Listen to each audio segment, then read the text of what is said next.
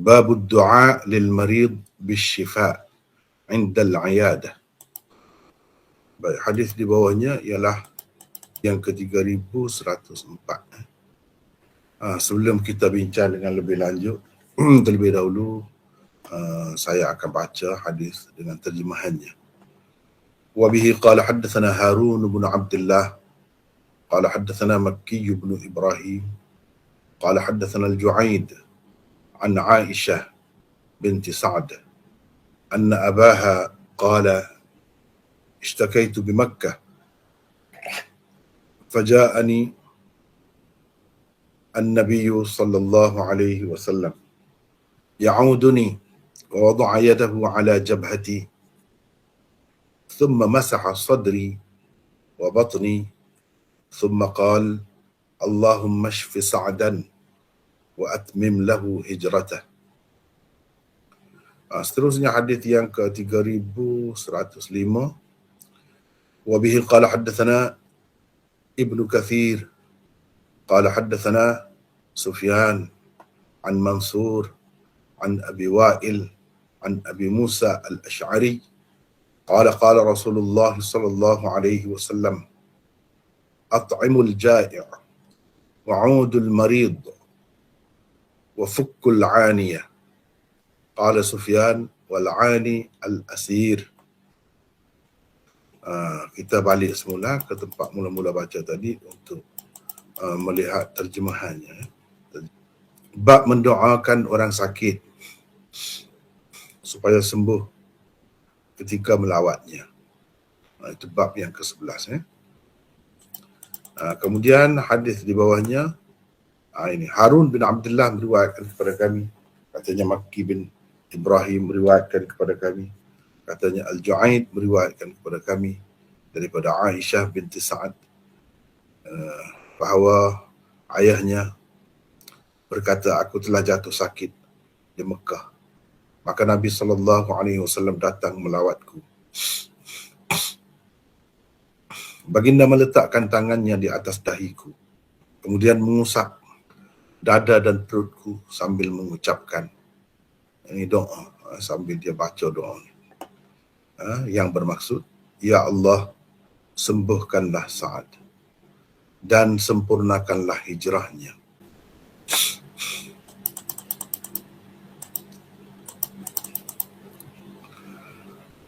Imam Abu Daud berkata, Ibnu Katsir meriwayatkan kepada kami, katanya Sufyan meriwayatkan kepada kami daripada Mansur, daripada Abi Wa'il, daripada Abi Musa al-Ash'ari, katanya Rasulullah sallallahu alaihi wasallam bersabda, berikan makan kepada orang yang lapar, melawatlah orang yang sakit, dan bebaskanlah orang tawanan. Itulah dua hadis di bawah bab ke-11 yang kita telah baca tadi. Ini bab yang ke-11, iaitu bab mendoakan orang sakit bisyifa, dengan kesembuhan. Maksudnya supaya dia sembuhlah. Itu sebab doa. Ketika mana? Ketika melawatnya, ketika mengunjunginya atau menziarahinya. Doa tu ketika itulah. Ini bab ni, di bawah ni Imam Abu Daud kemukakan dua hadis yang sebenarnya berdasarkan setengah-setengah nuskah kitab Sunan Abu Daud, hadis yang kedua yang kita baca tadi tidak ada di bawah bab ini. Nanti kita bila sampai di situ saya akan tunjukkan. Dia bersambung dengan bab selepasnya. Begitulah kira-kiranya. Hadis yang ke-3104 ni, iaitu hadis yang mula-mula di bawah bab ke-11 ni, Imam Abu Daud ambil atau terima daripada Harun bin Abdullah. Siapa Harun bin Abdullah? Baik, kita tengok di sini. Harun bin Abdullah bin Marwan Al-Hammal Al-Baghdadi Al-Hafiz. Dia ni Hafiz, terkenal sebagai hafiz hadis. Seorang perawi thiqah, riwayatnya terdapat di dalam Sahih Muslim dan kitab-kitab sunan yang utama, termasuklah kitab Sunan Abu Dawud yang sedang kita baca sekarang. Dan ini salah satu riwayatnya. Salah satu riwayatnya.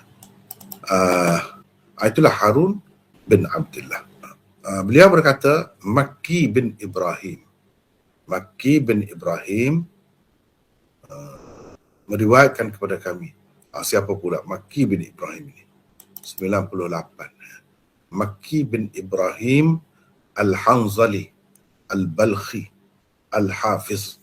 Ini juga hafiz, hafiz hadis.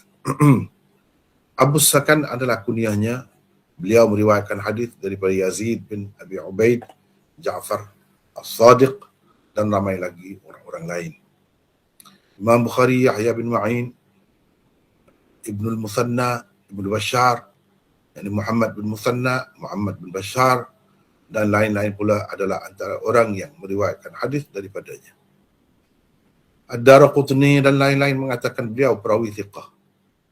Makki bin Ibrahim adalah salah seorang guru Imam Bukhari yang tertua, antara kibar syuyukh Imam Bukhari. Makki bin Ibrahim adalah salah seorang paling banyak hadis-hadis thulathiyat Imam Bukhari diriwayatkan daripadanya, iaitu sebanyak 11 riwayat. Di dalam Sahih Bukhari hanya terdapat 22 hadis thulathiyat sahaja. Hanya daripada beberapa orang perawi sahaja Imam Bukhari meriwayatkan hadis-hadis thulathiyatnya. Antara mereka ialah Makki bin Ibrahim dan Abu Asim An-Nabil.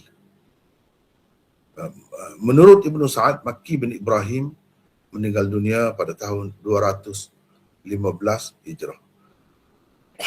Itulah serba sedikit tentang Makki bin Ibrahim. Sebab kita dalam syarah ni kita tidak beriltizam untuk sebut dengan sangat detail, terlalu detail tentang perawi-perawi. Itu pun asalnya dah banyak dah. Dalam setengah-setengah kitab tu tak ada pun. Kalau ada pun ringkas sangat. Baiklah.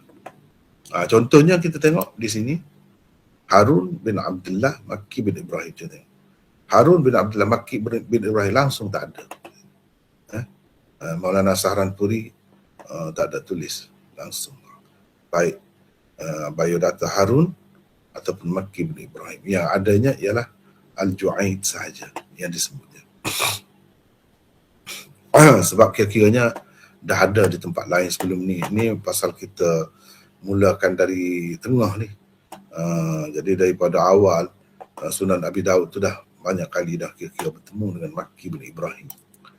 Baik, Makki bin Ibrahim sebagaimana yang saya tulis di sini, salah seorang guru Imam Bukhari yang tua. Dan dia ni adalah anak murid Imam Abu Hanifah. Itulah tua tak tuanya. Anak murid Imam Abu Hanifah. Sedangkan Imam Bukhari dengan Imam Malik pun dia tak ada. Tak sempat. Imam Abu Hanifah ni sebelum tu lagi. Dia ni murid Imam Abu Hanifah. Imam Bukhari sempat menerima hadis melalui dia, daripada dia. Sebab itu kata antara salah seorang lah. Paling banyak hadis-hadis thulathiyat Imam Bukhari. Hadis thulathiyat Imam Bukhari ialah hadis yang menjadi kebanggaannya. Kerana perantara di antara beliau dengan Rasulullah hanya ada 3 orang sahaja perawi. Di antara Imam Bukhari dengan Rasulullah hanya ada 3 orang sahaja perawi. Mana sedikit, semakin sedikit perawi bagi sesuatu hadis itu, semakin tinggi, dianggap tinggi sanad itu. Bagi Imam Bukhari, 3 tu pun paling sedikit dah tu. Itu hanya ada 22 saja hadis. Dalam berapa ribu lebih, 7,000 lebih hadis tu, hanya ada 22 saja. Hadis thulathiyat, dipanggil thulathiyat. Kalau hadis 2 terdiri daripada 2 orang perawi, sunaiyat. Kalau 4 rubaiyat, dan begitulah seterusnya. Ada 22. Jadi Imam Bukhari ambil daripada dia saja, daripada 22 tu 11. Lepas tu daripada orang lain tak ada sebanyak itu. Tak ada sebanyak itu. Baiklah. Saya nak bawa sahabat-sahabat sekalian pergi lihat satu kitabnya. Tak ada baik. Kalau nak tengok lebih detail lagi rujukan banyak. Ini salah satunya. Ini tentang Thulathiyat Imam Bukhari. Tapi kitab ni dalam bahasa Urdu, sejarah tokoh-tokoh hadis. Yang ditulis oleh pengarang itu Kashful Bari, Maulana Salimullah Khan. Dia yang tulis kitab ini tentang sejarah tokoh-tokoh hadis. Di bawah sejarah Imam Bukhari, antara yang ditulisnya, diperkatakannya ialah tentang riwayat Thulathiyat Imam Bukhari. Ni cuba tengok di sini. Nampak ke tidak kitab ni? Nampak Maulana. Okey. Seperti saya sebut tadi, Thulathiyat ialah riwayat yang mana di antara pengarang mana-mana kitab hadis lah dengan Nabi tu, perantaranya, orang tengahnya ada 3 orang sahaja. Itu dipanggil riwayat Thulathiyat. Di dalam Sahih Bukhari ada 22 riwayat yang macam tu. 11 daripadanya adalah daripada Makki bin Ibrahim. Yang mana dia ni adalah murid khusus, salah seorang murid istimewa Imam Abu Hanifah. 6 riwayat daripadanya diambil oleh Imam Bukhari daripada Abu Asim An-Nabil. Yang mana nama sebenarnya ialah Dhahhak bin Makhlad. Dia juga sebenarnya anak murid Imam Abu Hanifah. 3 riwayat daripada 22 tu Imam Bukhari ambil daripada Muhammad bin Abdullah Al-Ansari. Siapa Muhammad bin Abdullah Al-Ansari ni? Dia ni murid kepada Imam Abu Yusuf dan Imam Zufar. Zufar. Ini 2 orang tokoh, anak murid Imam Abu Hanifah. Abu Yusuf dan Zufar ni anak murid Imam Abu Hanifah. Jadi dia ni, Muhammad bin Abdullah ni, murid kepada mereka berdua. Ini bermakna daripada 22 itu, 20 riwayat Thulathi Imam Bukhari adalah diambil daripada anak-anak murid. Peringkat anak murid atau cucu dalam ilmu Imam Abu Hanifah. Itu kedudukannya. Mana orang besar-besar. Anak murid Imam Abu Hanifah. Jadi 20. 20 daripadanya daripada masyayikh Hanafiyah. 2 orang daripadanya anak murid Imam Abu Hanifah sendiri. Dan yang ketiganya ialah anak murid kepada anak murid. 2 orang anak murid Imam Abu Hanifah, iaitu Abu Yusuf dan Imam Zufar. Yang tinggal lagi 2 itu, satunya riwayat Khalad bin Yahya Al-Kufi, dan satu lagi riwayat Isam bin Khalid Al-Himsi. Itu semua 22 riwayat Thulathiyat Imam Bukhari yang menjadi kebanggaan Imam Bukhari. Ada 22 semuanya. Begitulah perinciannya seperti yang saya sebut tadi. Yang 2 ni tidak dapat dipastikan, tidak dapat diketahui adakah ia ni ada kaitan dengan Imam Abu Hanifah atau tidak ada. Walaupun ada 22 sebenarnya riwayat Thulathiyat Imam Bukhari, itu dilihat dari sudut sanadnya 22. Kalau dilihat dari sudut matannya, sebenarnya hanya ada 17 sahaja. Hanya ada 17 riwayat sahaja yang Thulathiyat itu. Jadi yang selebihnya tu maksudnya matan yang berulang lah, yang mukarrar. Matan yang mukarrar, berulang. Yang tidak berulangnya 17 semua. Imam Bukhari seperti kita sebut tadi memang berbanggalah dengan riwayat Thulathiyatnya itu. Sebab apa? Sebab itu sanad ali, sanad tinggi. Dan sanad ali ada salah satu kebanggaan sebenarnya. Itu sebab Yahya bin Ma'in ketika dia dekat nak meninggal dunia, nak mati, ada orang tanya, "Ma tashtahi?" Apa engkau inginkan? Engkau teringin sangat nak apa? Nak apa? Maka jawabnya, "Baitun khal wa isnadun al." Atau baitun khalin wa isnadun alin. Rumah yang kosong dan isnad yang tinggi. Baitun khalin wa isnadun alin. Rumah yang kosong dan isnadun alin. Isnad yang tinggi. Jadi isnad yang tinggi itu menjadi kebanggaan ulama-ulama hadis. Apa yang kita sebut tadi tu tentang Thulathiyat Imam Bukhari itu boleh dilihat. Di sini dia sebut rujukannya. Dalam Muqaddimah Lami'ud Darari, itu disebut jilid berapa, muka surat berapa, dah sebut situ. Tazkiratul Huffaz ada. Siyar A'lamin Nubala, Al-Jawahirul Mudhi'ah, Hadiyus Sari, Tahdzibul Kamal dan Tarikh Baghdad. Semua mereka ni ada sebut apa yang kita sebut tadi, mungkin semua atau sebahagian daripadanya boleh dirujuk tentang Thulathiyat Imam Bukhari ni maklum. Maklum, orang yang belajar Sahih Bukhari dia tahu. Itu termasuk dalam hadis-hadis yang menjadi kebanggaan Imam Bukhari.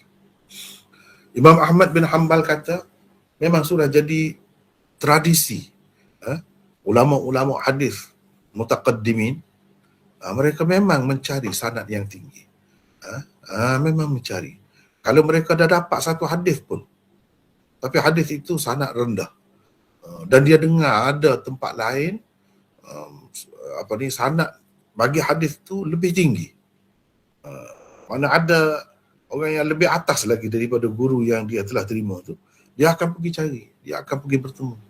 Itu sudah menjadi tradisi ulama mutaqaddimin hadis.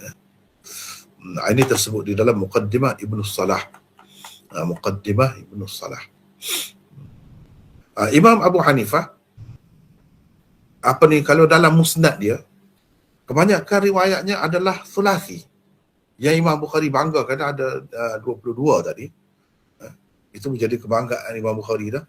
Sedangkan Imam Abu Hanifah sanad dia kebanyakannya thulathi. Sebab dia ni sangat hampir dengan zaman Nabi SAW. Itu kebanyakan. Dan banyak juga riwayat beliau itu thunaiyat. Umpamanya dapat kita lihat di dalam beberapa musnad Imam Abu Hanifah dan Kitabul Athar, itu dapat kita lihat betapa tinggi sanadnya. Hanya 2 saja. Mana di antara dia dengan Rasulullah tu ada 2 saja. Tidak peliklah sebabnya Imam Abu Hanifah itu tabi'i. Memang dia sempat melihat sahabat. Dia sempat pergi ziarah Anas bin Malik, dia tengok sendiri. Bahkan dari sudut riwayat pun ada juga. Tepat juga kalau kita kata dia ni seorang tabi'i. Walaupun ada ikhtilaf, ada perbezaan pendapat ulama dalam masalah ini. Adakah ada riwayat dia daripada sahabat ataupun tidak? Ada khilaf di situ. Sebagaimana tersebut di dalam ni rujukan dia Muqaddimah Lami'ud Darari, Tahdzibut Tahdzib, Tahdzibul Kamal, Tazkiratul Huffaz dan Tarikh Baghdad memang ada sebut. Ada yang mengatakan dia sempat meriwayatkan hadis daripada sahabat sendiri, bukan sekadar melihat saja. Begitupun ada juga orang yang masih mempertikaikan Imam Abu Hanifah. Sedangkan Imam Bukhari itu dengan thulathiyat yang sedikit pun dia sudah bangga. Imam Abu Hanifah biasalah tu thulathi tu, yang thunai pun bahkan ada. Tetapi orang yang tidak berkesempatan untuk mempelajari tentang kepentingan sanad itu, tingginya sanad itu, mereka tak nampak ini semua. Sedangkan daripada 22 tadi, 11 daripadanya daripada itu Makki bin Ibrahim sahaja. Dan Makki bin Ibrahim itu anak murid Imam Abu Hanifah. Mana tokoh-tokoh besar hadis itu di zaman dahulu terdiri daripada anak-anak murid dia. Itulah. Baik, kita pergi balik ke sini. Itulah tentang Makki bin Ibrahim. Meninggal dunia pada tahun 215. Kemudian Makki bin Ibrahim kata, Al-Ju'aid meriwayatkan kepada kami daripada Aisyah binti Sa'ad bin Abi Waqqas. Sa'ad itu maksudnya Sa'ad bin Abi Waqqas. Al-Ju'aid, siapa pula Al-Ju'aid ini? Sampai di sini saya nak minta sesiapalah daripada kita ni, peserta ni, saya nak minta baca di sini. Silakan, siapa nak baca? Saya dah mula dah tadi. Silakan, siapa nak baca? Assalamualaikum. Waalaikumsalam. Saya ni Cikgu Rashid ni. Cikgu Rashid. Sila Cikgu Rashid. 99. Ya. Bismillah. Beliau ialah Al-Ju'aid bin Abdul Rahman bin Aus Al-Kindi. Setengah ulama berpendapat nama datuknya ialah Uwais. Setengah yang lain pula berpendapat nama beliau sendiri ialah Al-Ja'ad. Bukan betul mana Al-Ja'ad? Betul. Bukan Al-Ju'aid. Beliau meriwayatkan hadis daripada As-Sa'ib bin Yazid. Aisyah, betul lah? Aisyah bin Sa'ad, Yazid bin Khusaifah dan lain-lain. Khusaifah dan lain-lain. Ya.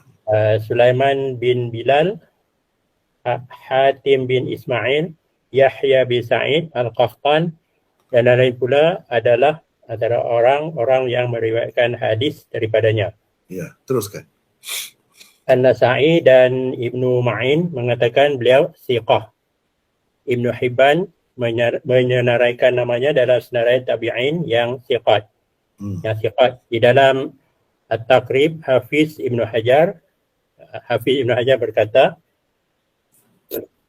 siqah dari tabaqat kelima. Hadisnya diriwayatkan oleh Bukhari, Muslim, Abu Daud, Tirmizi dan Nasa'i.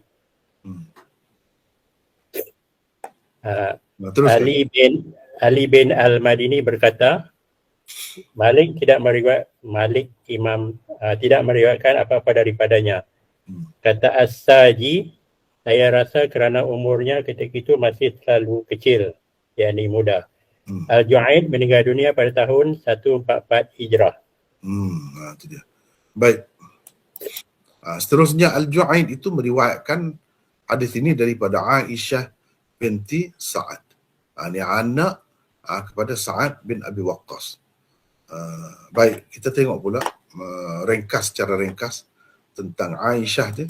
Aisyah binti Sa'ad. Ini baca teruskan. Nombor 100. Aisyah juga perawi siqah. Beliau sempat melihat 6 orang daripada ummahatul mukminin, yakni isteri-isteri Nabi SAW. Riwayat-riwayatnya dikemukakan oleh Bukhari, Muslim, Abu Daud, Tirmizi dan Nasa'i. Beliau meninggal dunia pada tahun 117 Hijrah. Itu tentang Aisyah, anak kepada Sa'ad bin Abi Waqqas. Baik.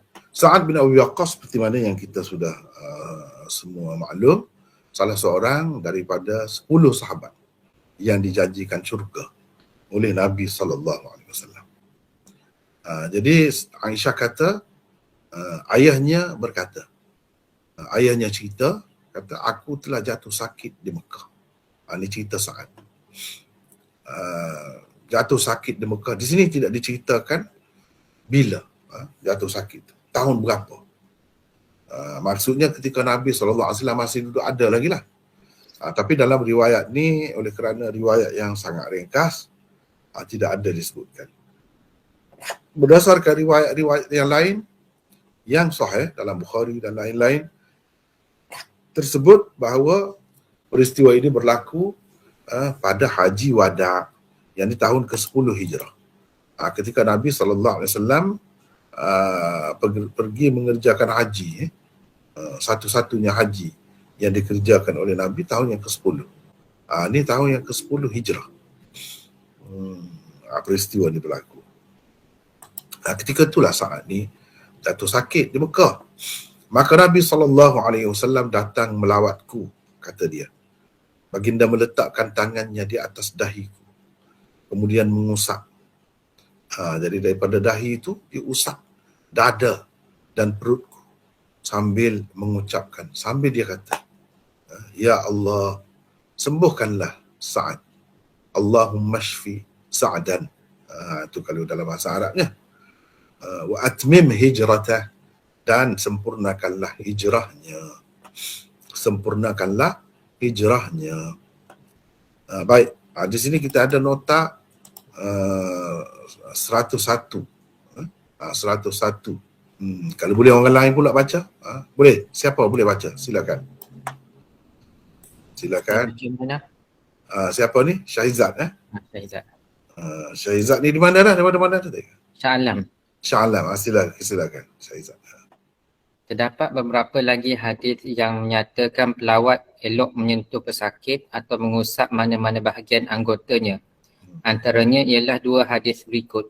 An Abi Umamah anna Rasulullah sallallahu alaihi wasallam qala tamamu iyadatil maridi an yad'a ahadukum yadahu ala jabhatihi aw qala ala yadihi wa yas'aluhu kaifa huwa wa tamamu tahiyyatikum bainakumul musafahah.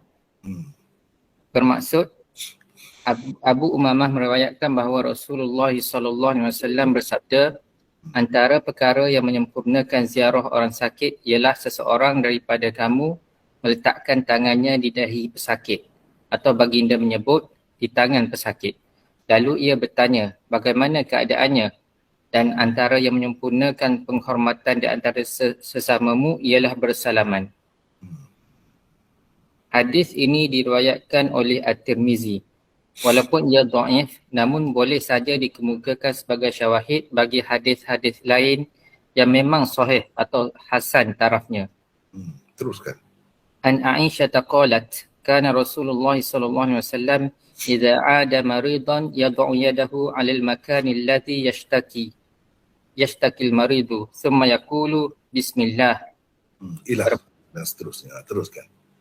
Bermaksud Aisyah meriwayatkan katanya Rasulullah SAW apabila melawat seseorang sakit akan meletakkan tangannya di tempat yang sakit, kemudian mengucapkan bismillah dan seterusnya. Hadis ini dikemukakan oleh Abu Ya'la dengan sanad yang hasan. Jadi ini hadis ini setengahnya orang kata apa yang tidak sahih, dia tidak jadi masalah kalau dikemukakan sebagai syawahid. Maknanya ini boleh kita katakan hadis syawahid bagi hadis Sa'ad bin Abi Waqqas tadi. Dan hadis Sa'ad bin Abi Waqqas tadi memang sahih. Yang ini pun sebahagiannya adalah sahih juga.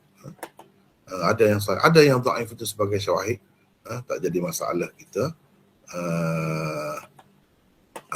gunakan. Sebagai contohnya kalau kita nak tengok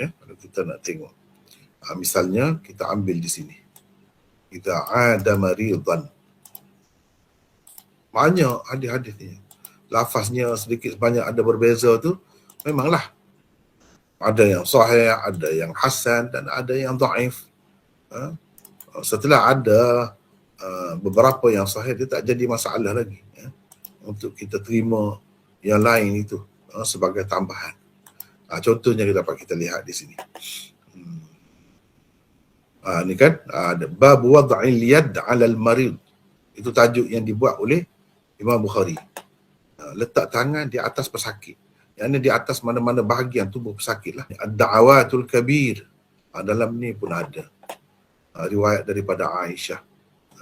Di dalam Ad-da'awatul kabir. Ini karangan Imam Baihaqi ada sebut di sini. Riwayat daripada Aisyah bahawa Rasulullah sallallahu alaihi wasallam Kalau melawat pesakit, dia akan menyapu mukanya dan dadanya, atau kata menyapu dadanya, dan sambil berkata, azhibil bas rabban nas washfi anta syafi la shifaa illa shifauk shifaan la yughadiru saqama. Azhibil bas, hilangkan penyakit ini, penyakit yang dialami oleh orang yang sakit itulah. Rabban nas, oh Tuhan manusia. Washfi anta syafi, sembuhkanlah, engkaulah Tuhan yang penyembuh. La shifaa illa shifauk, tiada penawar, tiada penyembuhan, maksudnya yang sebenar, melainkan penyembuhanmu, iaitu penyembuhan yang tidak meninggalkan sebarang kesakitan lagi. Qalat, kata Aisyah, pada ketika Nabi SAW sakit yang membawa kepada kewafatan baginda, ja'altu akhudhu yadahu li'aj'alaha ala sadri, aku pegang tangannya. Aku pegang tangan Nabi itu, letak tangannya di atas dadanya, dan aku baca yang dia baca itu. Fantaza'a yadahu minni, tiba-tiba tangan dia terjatuh, terlepas daripada peganganku, sambil dia berkata, Allahumma adkhilni ar-rafiqal a'la. Itu antaranya. Ya Allah, masukkanlah aku ke dalam golongan, ke dalam puak ar-rafiqal a'la. Begitu. Puak yang tinggi, ke alam tinggi. Maksudnya masuklah aku ke alam yang tinggi. Maksudnya yang hampir kepada Allah lah. Dalam riwayat Gundar daripada Syu'bah, dia kata Nabi SAW sapu dengan tangannya. Ini sapu dengan tangannya orang sakit itulah, kalau dia pergi, dia pegang, dia sapu. Dalam riwayat Husaim daripada Amash, dia kata Nabi akan meletakkan tangannya di tempat sakit itu. Dalam riwayat Thawri daripada Amash, dia kata Nabi akan menyapu tempat sakit itu dengan tangan kanannya. Itu beberapa perincian tentang ini amalan ini. Tentang amalan ini. Banyaklah kalau cuba kita tengok sini. Amalul yaumi wal lailah Imam Nasai pun sama. Ada semua. Cuma ada yang sebut Nabi pegang, ada yang tidak sebut, gitu sajalah. Ini antaranya. Ini ada semua. Cuba kita tengok di sini. Dalam Sahih Ibn Hibban pun ada. Ini ada yang dia pegang, ada yang dia tidak pegang. Begitu. Ini yang lain pula. Baiklah. Doa dalam Tabarani, dalam Musnad Ahmad ada di sini. Ini dalam Musnad Ahmad. Ini doa tadi dia ada. Ini riwayat yang kita sebut tadi dalam riwayat Musnad Ahmad, bila dia pergi melawat orang sakit, dia akan sapu orang sakit itu dengan tangannya. Ini ada. Sambil dia baca, sama seperti yang kita sebutkan tadi. Dan di sini disebutkan isnadnya sahih menurut syarat, berdasarkan syarat Imam Bukhari dan Muslim. Dan ini berulang-ulang sanad dan matannya. Beberapa kali dalam Musnad Ahmad disebutkan. Begitu juga dalam kitab-kitab yang lain, banyaklah. Banyak ya. Cuma kita ambil sebahagian sahaja daripadanya. Memang jelas ada Nabi sapu, Nabi pegang di tempat itu, di tempat ini, itu memang ada. Memang ada. Bukan baca doa sahaja. Yang doa sahaja pun ada juga. Ada juga. Jadi hadis-hadis ni yang seperti ini tidak jadi masalah ya. Kalau kita walaupun dhaif, tidak jadi masalah kita gunakan. Sebab apa? Untuk sebagai syawahid atau sebagai mutaba'at. Sebagai mutaba'at. Ya Allah, sembuhkanlah Sa'ad dan sempurnakanlah hijrahnya. Sembuhkanlah Sa'ad dan sempurnakanlah hijrahnya. Di sini ada, kita ada nota di sini. Syahizat tadi boleh baca lagi? Syahizat tadi dengar ke tidak? Dengar. Boleh baca lagi? Boleh. Silakan. Sa'ad bin Abi Waqqas adalah salah seorang sahabat yang telah berhijrah dari Mekah ke Madinah. Rasulullah SAW tidak senang kalau Sa'ad meninggal dunia di Mekah, tempat yang telah ditinggalkannya untuk berhijrah ke Madinah. Justru pahala hijrahnya mungkin berkurang kerana itu. Ternyata Allah telah memakbulkan doa Nabi-Nya saat sembuh. Beliau hidup lama lagi selepas itu. Baru pada tahun ke-55 beliau meninggal dunia di Madinah setelah berjaya menakluki Iraq dan seterusnya membangunkan bandar Kufah. Ini secara ringkas tentang Sa'ad ini. Di sini berdasarkan riwayat ini, dia dalam riwayat yang lebih panjang lagi ada. Memang dia hidup lama lagi selepas itu.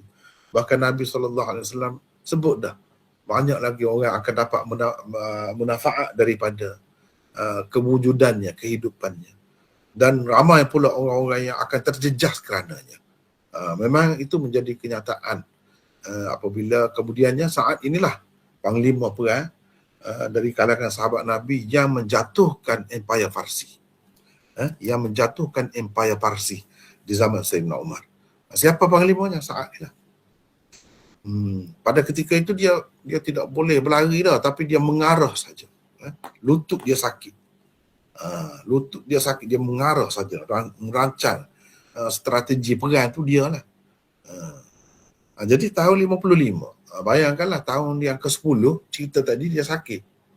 40 tahun pula, lepas 40 tahun lebih pula dia hidup lagi. Dan banyaklah manfaat. Dan pada ketika itu, ini berdasarkan riwayat ini. Nanti kita tengok riwayat saya sebut juga di sini, riwayat Aisyah juga yang lebih panjang yang ada dalam Bukhari. Dia sebut pada ketika itu dia hanya ada seorang saja anak. Seorang saja anak perempuan. Lepas tu berkat doa Nabi SAW, Allah SWT bagi panjang umur lagi dia. Dia ada anak ramai lagi, lelaki dan perempuan ramai lagi. 10 lebih anak dia. 10 lebih anak dia. Dan anak-anaknya itu jadi orang yang hebat-hebat lah. Tokoh-tokoh, periwayat hadis daripada dia. Anak-anak dia termasuklah Amir, Mus'ab dan lain-lain lagi.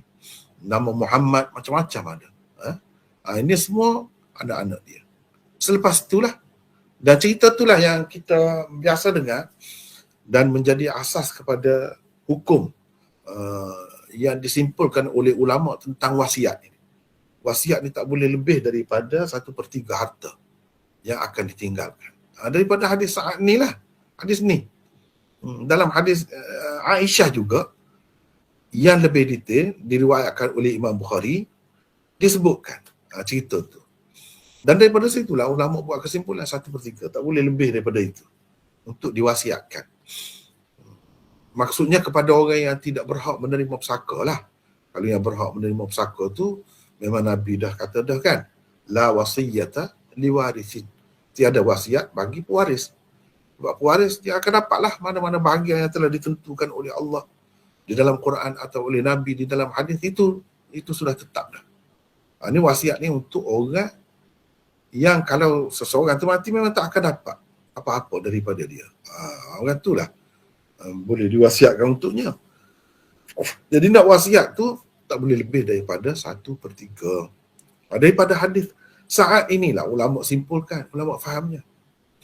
Dan banyak lagi, engkau tinggalkan anakmu dalam keadaan senang, kaya raya, lebih baik lagi daripada engkau tinggalkan anak-anakmu dalam keadaan apa kedana, duduk tadah tangan orang, tadah tangan minta sedekah dengan orang. Hadis ni lah juga.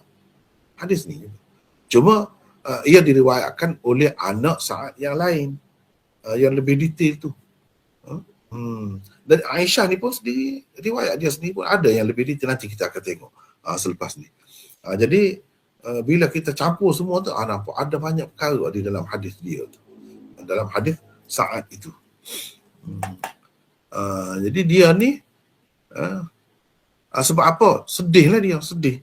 Sebab ada seorang sahabat tu Sa'ad, nama Sa'ad juga, meninggal dunia di Mekah. Jadi sedihlah. Nabi pun kata dia malang lah dia mati di Mekah. Sepatutnya dia tidak nak mati di Mekah, tiba-tiba mati di Mekah. Ni cerita orang yang berhijrah ni zaman Nabi. Sebab itu Nabi arahkan sahabat-sahabat dia yang pergi haji, buat haji wadah bersama dia tu, bila habis selesai tu cepat-cepat balik, takut apa-apa nanti kurang pahalanya. Itulah yang disebutkan di dalam hadis-hadis. Kalau tidak, jadi kurang pahala. Jadi Sa'ad ni bila tengok Sa'ad tu dah meninggal, dia pusing. Kalau boleh tak mahu meninggal di Mekah. Sebab Mekah tu tanah air dia tu muhajirin. Takut-takut berasa kita manusia ni kan, naluri manusia ni, psikologi manusia lah. Manusia ni dia suka kepada tempat asal dia, tempat tumpah darah dia, tanah air dia. Kalau dia pergi ke mana-mana pun hati dia tu teringat tempat asal dia. Teringat kepada tempat asal.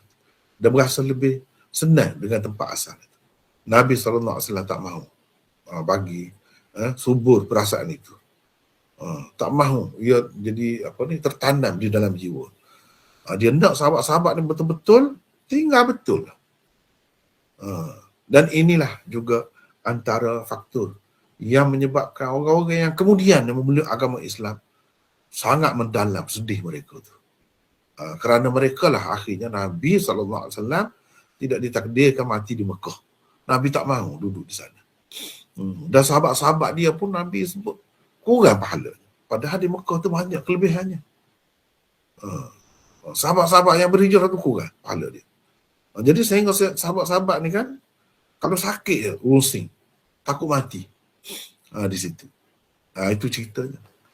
Sebab apa? Sebab mereka tahu Nabi sebut kurang pahala. Sebab mungkin kerana hati cenderung mengikut jiwa manusia lah. Bila balik ke tempat tu dia berasa ni tempat asal aku. Jadi terikat hati pula. Terpaut pula hati tu kepada tempat asal. Takut-takut begitu. Sedangkan bila kita tinggal kerana agama, tinggal betul. Jangan main-main dah. Tinggal betul. Itu baru hijrah sungguh. Dan itulah yang menyebabkan sahabat-sahabat yang baru memeluk agama Islam pada pembukaan Mekah Nabi, dan selepas itu lagi sedih. Ini semua sebab kita lah ni. Nabi tak mahu dah balik tempat asal. Kita tak dapat dah kelebihan tu. Orang lain, suku Sakat yang dapat kelebihan itu, kita dah tak dapat. Dengan sebab perasaan-perasaan yang seperti itulah, mereka jadi kuat semangat, nak bela lah, nak tebus kerugian mereka. Kemudiannya mereka ni lah yang pergi berjuangnya pula, menyebarkan Islam, yang masuk Islam lewat tu. Pula mereka tu pula yang berjuang.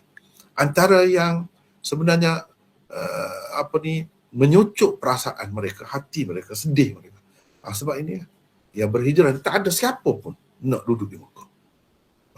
Sebab apa? Sebab Nabi dah kata jadi kurang pahala. Nabi sendiri pun tak mahu. Itu akibatnya. Sebab itu sebagai pengajaran lah, sepatutnya kita sekarang ni pun, yang hidup sekarang ni pun, kalau ada pejuang-pejuang, ada orang-orang alim, ada orang yang berjuang agama, janganlah sampai dia lari daripada tempat kita. Janganlah sampai begitu. Jadilah seperti orang-orang di Madinah tu, cerdik, Ansar itu. Orang lain pun dia terima. Sebab apa? Ni orang bagus. Macam mana satu orang yang bagus, dia tempat sendiri tidak terima? Oh, itu malang sangat. Rugi sangat. Bila dia tak ada, baru sedar. Barulah kita sedar. Sebelum dia tak ada, kita tak berasa lagi. Kemudian hari baru sedar. Janganlah sampai begitu. Ini pengajaran besar kepada umat. Jangan kita nampak Nabi saja. Ramai lagi yang mengikut jejak langkah Nabi. Ulama-ulama yang berjuang. Macam Imam Bukhari. Terpaksa lari daripada tanah air dia. Kan? Kerana ganggu orang macam-macam fitnah. Dan matinya dalam perjalanan. Ketika lari keluar daripada tanah air sendiri. Ini teruk sangatlah masyarakat kalau macam ni. Tak sedar lagi, tak dapat pengajaran lagi daripada sirah Rasulullah sallallahu alaihi wasallam itu. Begitulah maksudnya. Baik. Nanti sekejap lagi kita tengok riwayat-riwayat yang berbeza-beza itu. Allah makbulkan doa Nabi-Nya saat sembuh. Beliau hidup lama lagi selepas itu. Pada tahun 55 baru meninggal dunia di Madinah. Ni tahun 55 ni di zaman pemerintahan Sayyidina Muawiyah lah. 55. di zaman pemerintahan Sayyidina Muawiyah, dan dia meninggal di Madinah, dan kubur dia pun di Madinah. Jadi tak benar lah orang yang mendakwa duduk jual macam-macam lah, orang yang nak meniaga ni kan. Dia kata mati Sa'ad bin Abi Waqqas ni ada kubur di negeri China lah macam-macam, sebut. Itu tak betul semua. Itu orang-orang yang apa, sekarang ni kan bahagian pelancongan, bahagian apa ni kan, dia bawa benda-benda gitulah. Di sini ada kubur ni, jadi penyakit pula bawa kepada masyarakat. Padahal tak betul pun, semua tu tak betul pun. Sini kata kubur Nabi Hud ada sini, kubur Nabi Syuaib ada sini, ni kuburnya. Jadi semua pergi duduk cari kubur pula. Padahal tak ada satu pun yang sahih. Begitulah. Baik, kedudukan hadis ini. Hadis ke-3104 ini sahih. Ia diriwayatkan juga oleh Al-Bukhari, Ahmad dan Al-Baihaqi. Imam Bukhari telah meriwayatkan hadis Aisyah binti Sa'ad ini dengan lebih panjang lagi di dalam sahihnya, di bawah bab wad'il yad 'alal marid, bab meletak tangan di atas pesakit, pegang pesakit. Itu maksudnya, letak tangan di atas pesakit atau pegang pesakit. Mana-mana bahagian tubuhnya lah. Terus daripada Makki bin Ibrahim. Baik, kalau kita tengok riwayat Abu Daud ini tidak terus. Cuba tengok ni kan. Abu Daud ambil melalui Harun bin Abdullah. Imam Bukhari ambil terus daripada Makki bin Ibrahim. Sanad ni sanad sebelah atas tu sama. Jadi Imam Abu Daud dia tak, bukan murid Imam Bukhari, dia tak sempat pun bertemu. Tetapi mereka berkongsi guru. Banyak juga guru-guru mereka tu sama. Tapi banyak juga Imam Abu Daud ini sanadnya lebih rendah daripada Imam Bukhari. Macam di sini. Imam Abu Daud ambil dengan perantaraan Harun bin Abdullah. Lepas tu Harun tu ambil daripada Makki bin Ibrahim. Sedangkan kalau kita tengok di sini, Imam Bukhari ambil terus daripada Makki bin Ibrahim. Lihat teksnya di bawah ini. Haddatsana Al-Makki bin Ibrahim qala akhbarana Al-Ju'aid an Aisyah binti Sa'ad anna abaha qala tashakkaitu bi Makkah shakwan shadidan faja'ani an-nabiy sallallahu alaihi wasallam ya'uduni faqultu ya nabiy Allah inni atruku malan wa inni lam atruk illa ibnatan wahidah fa'usi bi thulutsay mali wa atruku thuluth faqala la qultu fa'usi bin nisf wa atruku an-nisf qala la qultu fa'usi bil thuluth wa atruku laha ath-thuluthain qala ath-thuluth wath-thuluthu kathir thumma wada'a yadahu ala jabhatihi thumma masaha yadahu ala wajhi wa batni thumma qala Allahumma shfi Sa'dan wa atmim lahu hijratah fama ziltu ajidu bardah ala kabidi fima yukhalu ilayya hatta as-sa'ah. Ini hadisnya. Bermaksud Aisyah binti Sa'ad meriwayatkan bahawa ayahnya berkata, aku telah mengalami sakit yang teruk di Mekah. Nabi SAW mengunjungiku. Aku berkata, wahai Nabi Allah, sesungguhnya aku akan meninggalkan harta yang banyak. Mana kalau aku mati, banyak harta aku juga. Sedangkan aku hanya mempunyai seorang anak perempuan sahaja.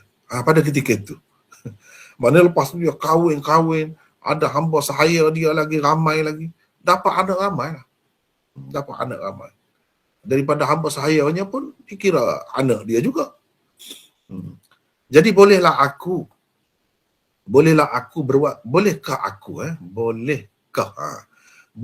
aku berwasiat 2/3 harta peninggalanku, yakni untuk kebajikan, untuk wakaf dan sebagainya, dan meninggalkan 1/3 sahaja, yakni untuk anak perempuanku? Jawab Nabi SAW, jangan. Aku berkata, kalau begitu aku berwasiat separuh dan meninggalkan separuh. Jawab Nabi SAW lagi, jangan. Kataku lagi, kalau begitu aku berwasiat 1/3 dan meninggalkan untuknya 2/3. Kata Nabi SAW, 1/3. 1/3 itu pun banyak. Mana kalau nak wasiat kurang lagi, bagus juga. 1/3 tu pun banyak. Maknanya daripada situ ulama simpulkan 1/3 tu paling banyak untuk diwasiatkan kepada orang lain lah, kepada orang lain. Adapun kepada orang-orang yang berhak menerima pusaka tu, wasiat ni tak boleh. Kalau nak bagi pun bagi semasa hidup lah, bagi semasa hidup. Wasiat tak boleh, tak boleh pakai. Semasa hidup boleh, kalau nak bagi.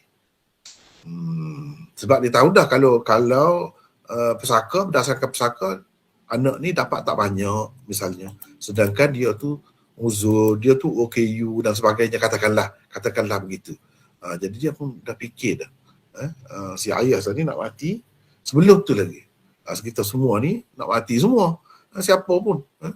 Jadi dah fikir, baik aku bagi tu kepada dia, bagi nama tu,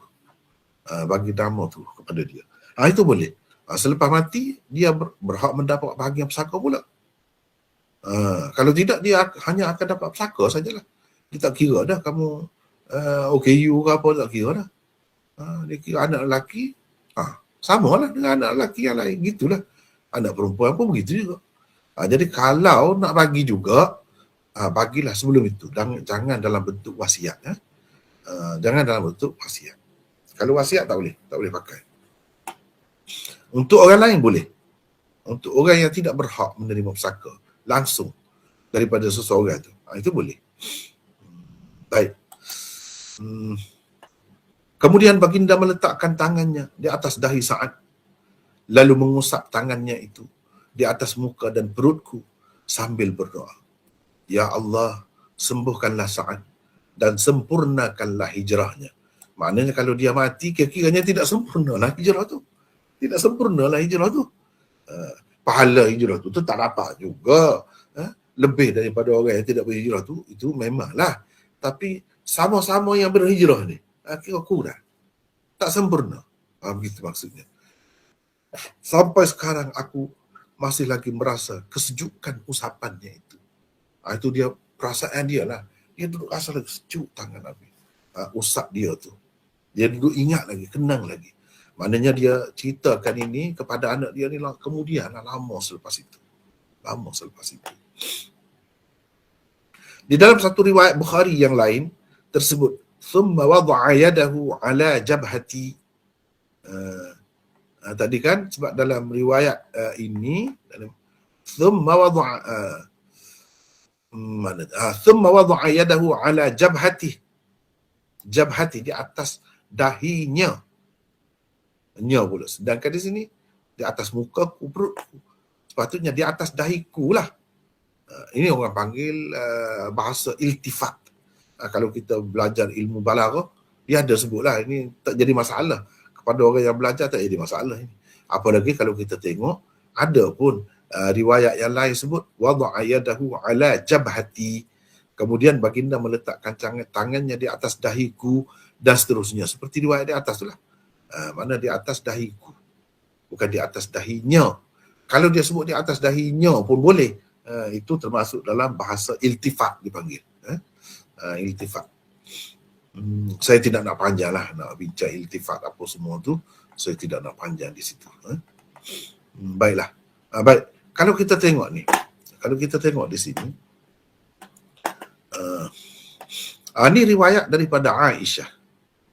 Satu, riwayat daripada Aisyah.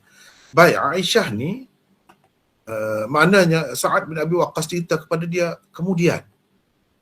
Dia duduk kata sampai sekarang, sampai hari ni aku duduk rasa lagi tangan Nabi. Sentuh muka aku, tak dada aku sampai ke perut aku tu, aku duduk rasa lagi kesejukan usapannya itu. Sedangkan dia cerita kepada anak dia ni, kemudian tentunya, baik kita tengok Aisyah binti Sa'ad. Kita tengok saya nak tunjuk sedikit berdasarkan kitab ni. Kita tengok Syamilah, senang tengok Syamilah. Baik, kita buang yang itu, kita ambil Khulasah. Ini satu, dan satu lagi kitab Al-A'lam. Kitab Al-A'lam li Zirikli. Saya biasa selalu guna dua kitab ni untuk tengok perawi-perawi ni. Cuba tengok ni. Di dalam Al-Alam Lizirikli dia sebut Aisyah binti Sa'ad lahir pada tahun 33. Mana lama, berapa puluh tahun selepas itu. Mana ketika itu tak ada lagi dia ni. Jadi yang dia kata, mana saya ada seorang anak perempuan itu, yang lain lah, bukan Aisyah ni, yang lain. Aisyah ni 33. 33 baru lahir, 117 meninggalnya. Hijrah. Ni yang lebih kitab ni, istimewanya kitab ni dia ada persamaan dengan Masihi dia. 33 sama dengan 653 Masihi. 117 sama dengan 735 Masihi. Dia ada kelebihan itu. Ini tentang Aisyah. Baik. Kalau kita tengok lagi di sini, Sa'ad bin Abi Waqqas sebut, saya tidak akan meninggalkan kecuali seorang sahaja anak perempuan. Maknanya seorang anak perempuan yang ada pada ketika itu bukan Aisyah. Aisyah ni anak kemudian selepas itulah. Selepas itu dah ramai lagi. Ramai lagi anak Sa'ad itu. Baik, kalau kita tengok sini. Kita cari di sini.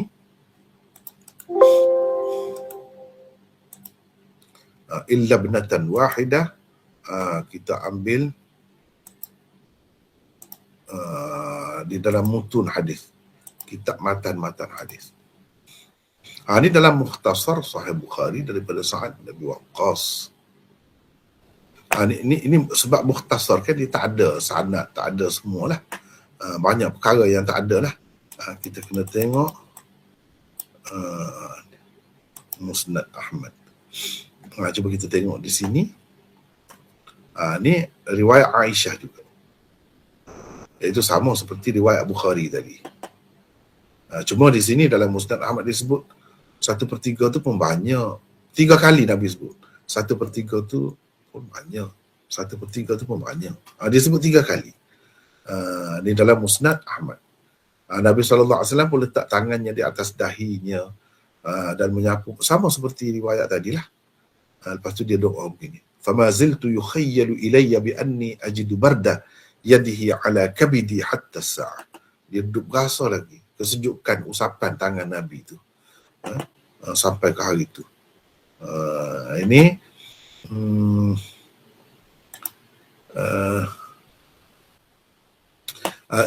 riwayat Aisyah. Ini riwayat Muhammad bin Sa'ad.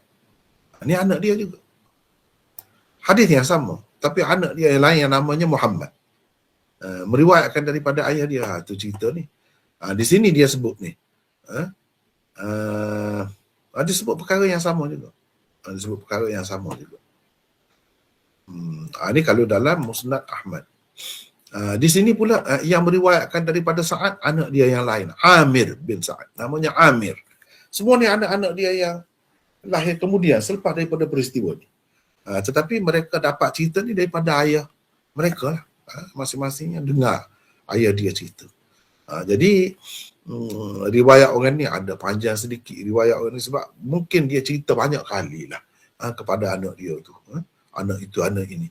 Contohnya dalam riwayat Amir bin Sa'ad ini, dia sebut Nabi SAW datang kepadanya untuk melawatnya ketika beliau di Mekah. Wa huwa yakrahu an yamuta bil ardi allati hajara minha. Sa'ad ini tidak suka sangat, tak sukalah kalau mati di bumi yang dia telah berhijrah meninggalkannya. Mana dia tak sukalah mati di Mekah tu. Nabi SAW pun kata, Yarhamullahu Sa'ad bin Afra, Yarhamullahu Sa'ad bin Afra, walam yakun lahu illa ibnatun wahidah. Semoga Allah merahmati Sa'ad bin Afra. Semoga Allah merahmati Sa'ad bin Afra. Ini Sa'ad lain yang meninggal dunia di situ. Dan dia ni, Sa'ad bin Abi Waqqas ni tidak ada kecuali seorang anak saja. Sama juga. Dia kata, wahai Rasulullah, saya nak wasiatkan semua harta saya ni. Kalau boleh nak bagi, buat kebajikan lah. Nabi kata jangan. Kalau separuh, Nabi kata jangan. 1/3, Nabi kata 1/3. 1/3 tu pun banyak. Innaka an tada'a warathatak aghniya khairun min an tada'ahum 'alatan yatakaffafuna an-nas fi aydihim. Ni yang ada, tak ada dalam riwayat-riwayat tadi ya. Sesungguhnya engkau kalau meninggalkan pewaris-pewarismu dalam keadaan kaya. Itu lebih baik lagi daripada engkau meninggalkan mereka dalam keadaan papa kedana, duduk mendadah tangan di hadapan orang. Wa innaka mahma anfaqta min nafaqatin fa innaha sadaqah. Apa saja yang engkau belanjakan semuanya jadi dapat pahala sedekah. Jangan ingat kita belanja kepada anak kita, anak saudara kita dan sebagainya, tak dapat apa. Jangan ingat begitu. Itu semuanya dapat pahala sedekah. Sehingga kan suapan yang engkau angkat ke mulut isterimu pun, padahal itu wajib tu, engkau bagi nafkah. Tetapi itu pun dapat pahala juga. Ni lepas tu dia kata, wala'allallaha an yarfa'aka fayantafi'a bihi nasun wa yudarra bika akharun. Pasti. Jadi la'alla ni kalau dikaitkan dengan Allah, bukan barangkali ya. Kalau dalam hadis banyaknya, kalau dikaitkan dengan Allah, pasti. Dengan makna pasti ya. Pasti Allah akan mengangkat engkau. Mana ke tempat kedudukan yang tinggi. Allah akan angkat engkau. Sehingga ramai orang akan mendapat manfaat dengan sebabmu.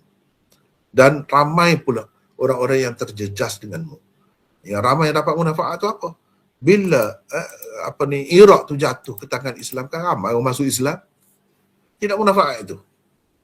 Ramailah masuk Islam. Yang terjejasnya orang-orang kafir lah.